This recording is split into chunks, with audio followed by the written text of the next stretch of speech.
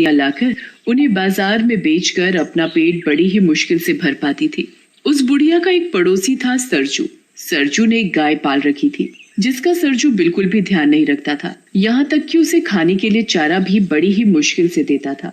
एक दिन की बात है। इस गाय का मैं क्या करूं? ये गाय दूध तो देती है नहीं, बस सारा दिन चारा ही खाती रहती है।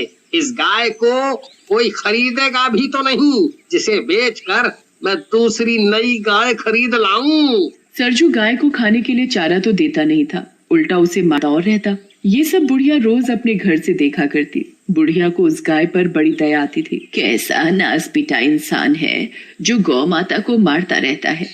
ऐसे आदमी को तो नरक में भी जगह नहीं मिलेगी। पाप लगेगा इसे, पाप। जब देखो बेचारी गाय को मारता ही रहता है। एक दिन की बात है, बुढ़िया सरजू के घर के आगे से जा रही थी, तभी उसे गाय के जोर जोर से चिल्लाने की आवाज आई, जिसे सुनकर वो रुक जाती है और वो सरजू के आंगन में झांक कर देखती है। लगता है गाय बहुत भूखी है, तभी इतने जोर जोर से शोर मचा रही है। ये सरजू खुद तो अपना पेट भर लेगा और घूमने निकल जाएगा, लेकिन बेचारी बेजुबान गाय के ऊपर इसे जरा भी दया नहीं आती। फिर बुढ़िया कहीं से गाय के लिए चारा लेकर आती है और सरजू के आंगन में जाकर गाय को चारा खिलाने लगती है और उसके सिर पर बड़े प्यार से हाथ फेरती है। चारा खाकर गाय का शोर मचाना बंद हो जाता है। गौ माता, तुझे भूख लगी थी ना? चारा खिलाकर बुढ़िया जैसे ही जाने लगती है तो गौ माता बुढ़िया की साड़ी मुंह में दबा लेती है। गौ माता, अब मुझे जाना होगा। अगर सरजू ने मुझे तेरे साथ देख लिया ना तो सोचेगा मैं गाय चुराने आई हूँ। इससे पहले कि सरजू आए मैं यहाँ से चली जाती हूँ। बुढ़िया को ना चाहते हुए भी वहाँ से जाना पड़ता है और फिर जैसे ही रात होती है, बुढ़िया बेचारी गाय के बारे में सोच सोच कर बड़ी परेशान हो रही थी। फिर पता नहीं कब उस बुढ़िया को नींद आ जाती है और अगली सुबह फिर जैसे ही सुबह होती है, बुढ़िया सीधे सरजू के पास जाती है और उससे कहती है, क्या तू मुझे अपनी गाय बेचेगा? सरजू गाय के बेचने की बात सुनकर अंदर ही अंदर खुश होने लगता है।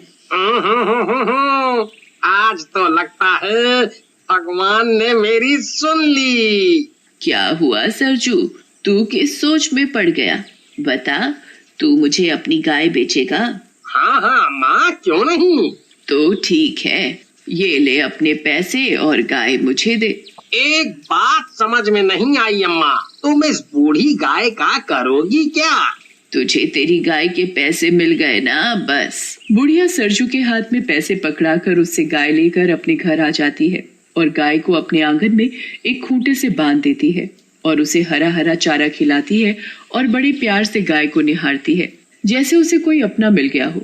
और फिर जैसे ही रात होती है, बुढ़िया गाय के आगे चारा डालकर सोने चली जाती है और अगली सुबह बुढ़िया सवेरे जल्दी जल्दी उठकर गाय का गोबर उठाती और फिर गाय के नीचे से साफ सफाई करके उसे नहलाती धुलाती है और फिर उसे खाने के लिए चारा देती है। ले गौ माता, चारा खा। बुढ़िया गाय को अपने हाथों से चारा खिलाती है। बुढ़िया के पास खुद के लिए खाने को होता या ना होता, पर वो गाय के लिए हमेशा समय से चारा खिलाती और उसकी खूब सेवा करती। वो गाय को जरा भी तकलीफ नहीं होने देती। बुढ़िया रोज रात को सोने से पहले उसे चारा देना नहीं भूलती थी। गाय भी बुढ़िया से बड़ी खुश होती। बुढ़िया की गाय अब पहले से ठीक हो चुकी थी। एक रात बुढ़िया गाय को चारा देकर सोने चली जाती है और जब वो सुबह उठती है और गाय के पास जाती है तो बुढ़िया के तो होश उड़ जाते हैं। ये क्या? गाय ने सोने का गोबर किया? क्योंकि वो गाय कोई मामूली गाय नहीं थी, एक जादुई गाय थी जो सोने का गोबर देती थी। फिर वो बुढ़िया चुपचाप गाय के नीचे से सारा सोने का गोबर उठाकर अपने कमरे में ले जाती है। अरे वाह, गौ माता ने मुझे सोने का गोबर दिया, इससे तो मैं गौ माता के लिए और भी चारा खरीद सकूंगी। फिर वो बुढ़िया सोने का गोबर बाजार में बेचकर गाय के लिए एक सुंदर घंटी खरीदती है और अपने और गाय के लिए बहुत सारा खाना खरीदती है। फिर बुढ़िया अपनी गाय को भी बढ़िया चारा खिलाती और खुद भी पेट भर खाना खाती है। भगवान तेरा बहुत बहुत धन्यवाद इस लाचार बेसहारा बुढ़िया की मदद करने के लिए। फिर जैसे ही शाम होती है, बुढ़िया हमेशा की तरह गाय को चारा देकर सोने चली जाती है और जैसे ही सुबह होती है, बुढ़िया जल्दी उठकर गाय के पास जाती है तो देखती है, अरे ये क्या, गौ माता सोने का गोबर दे रही है।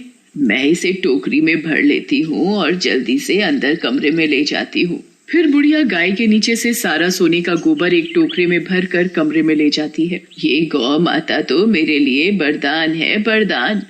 मैं इसे कल सुबह ही बाजार में बेच आऊंगी। फिर वो बुढ़िया उस गोबर को बाजार में ले जाकर बेच आती है और उन पैसों से अपने लिए बढ़िया सा घर और अपनी सुख सुविधाओं का सामान खरीदती है। अब बुढ़िया को किसी चीज की कोई कमी नहीं थी। अब बुढ़िया धीरे धीरे बहुत अमीर हो गई थी। अब तो बुढ़िया एक बहुत ही बड़े आलीशान घर में रहने